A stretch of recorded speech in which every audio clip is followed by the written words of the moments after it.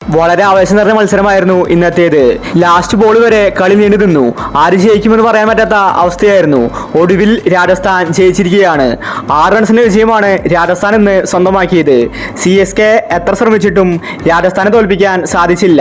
ധോണി തന്റെ കഴിവിന്റെ പരമാവധി ഇന്ന് ശ്രമിച്ചിട്ടുണ്ടായിരുന്നു, എന്നിട്ടും ജയിപ്പിക്കാൻ സാധിച്ചില്ല.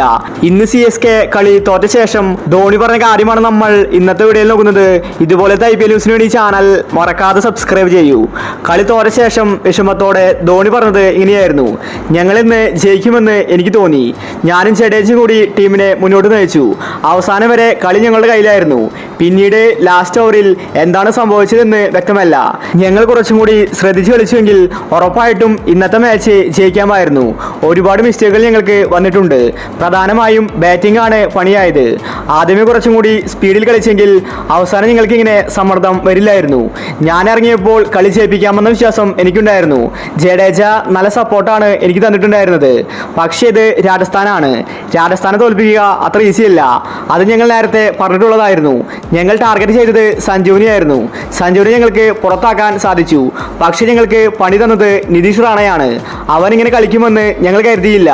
കുറച്ചും കൂടി കുറവ് റൺസിൽ രാജസ്ഥാനെ ഒതുക്കാമായിരുന്നു. പക്ഷേ ഞങ്ങൾക്കതിന് സാധിച്ചില്ല. കളി തോറ്റതിൽ നിരാശയുണ്ടെന്നും വരാൻ പോകുന്ന മാച്ചിൽ ഇതിനേക്കാൾ മികച്ച കളി ആവർത്തിക്കുമെന്ന് MS ധോണി വ്യക്തമാക്കി. ധോണി അവസാനം ക്രീസിലുള്ളപ്പോൾ എല്ലാവർക്കും ഒരു പ്രതീക്ഷ ഉണ്ടായിരുന്നു, CSK കളി ജയിക്കുമെന്ന്. എന്നാൽ ധോണി പുറത്താക്കിയപ്പോൾ ചെന്നൈ ആരാധകർ ഒന്ന് പേടിച്ചിട്ടുണ്ടായിരുന്നു. കാരണം ധോണി പോയാൽ കളി തോൽക്കുമെന്ന് അവർക്കറിയാം. ധോണിയും ജഡേജയും കൂടി മികച്ച രീതിയിൽ ടീമിനെ മുന്നോട്ട് നയിച്ചതാണ്. എന്നാൽ രാജസ്ഥാൻ കളി വിട്ടുകൊടുക്കില്ല. അടുപ്പിച്ച് 2 മാച്ച് തോറ്റിട്ടാണ് രാജസ്ഥാൻ ഇന്ന് കളിക്കാനിറങ്ങിയത്.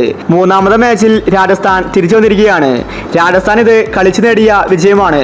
ആരാധകർ അത്രയ്ക്കും ആവേശത്തോടു കൂടിയാണ് ഇന്നത്തെ മാച്ച് കണ്ടിട്ടുണ്ടായിരുന്നത്.